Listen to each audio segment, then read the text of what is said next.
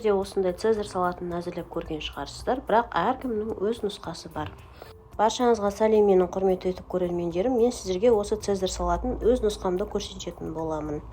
Ең алдымен тауықтың төс етіндегі қажетсіз осындай қабыршықтардың барлығын алып тастаймыз. Негізінде бұл тауықтың төс еті сан етіне қарағанда құрғақтау болып келеді, яғни майы аз. Сондықтан да бұл төс етті бірінші майлап түрлі дәмдеуіштер қосу арқылы тауықтың төс етінің дәмін әдемі етіп келтіріп аламыз.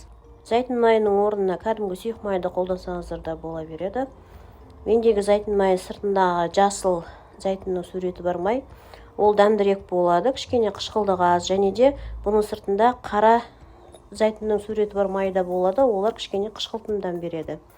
Осылай майымызға тұз, укроп, қажетті дәмдеуіштерді қосып алған соң, жақсылап тауық төс етінің екі жақ бетіне де жағып шығамыз. Қаласаңыздар духовкаға пісіріңіздер, қаласаңыздар сковородкаға пісірсеңіздер де ешқандай айырмашылық жоқ, бірақ негізінде духовкаға пісіре салған маған қазір оңай болып тұр. Сол себепті мен осылай духовкаға пісіргелі жатырмын. Және де мынандай батон нанның жартысын алып, қажетті паприка, осыған да қажетті дәмдеуіштерді және де зәйтүн майын қосып сухари жасаймыз, яғни бұны кептіріп аламыз жақсылап. Енді екеуін де қызарғанша духовкаға 15-20 минутқа қоямын. Негізінде сухари бірінші піседі, сондықтан да сухариді бөлек аласаңыздар болады.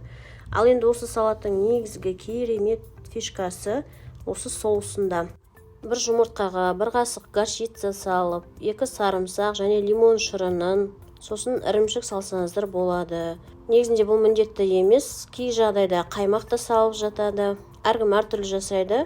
Және де менде зәйтүн майы, не болмаса жай ғана сары май қойсаңыздар да болады. Бірақ негізгі дәл осы соусты тура осы күйінде жасасаңыздар, салаттарыңыздың дәмі керемет, ерекше қайталанбас болып шығады. Рецебін описание бөліміне салып қоямын. Енді тауықтың піскен төс етін жақсылап тұрып турап, қажетінше осындай әдемі формаға келтіріп турағаннан кейін барып, айсберг капустамызды қолмен бөліп аламыз.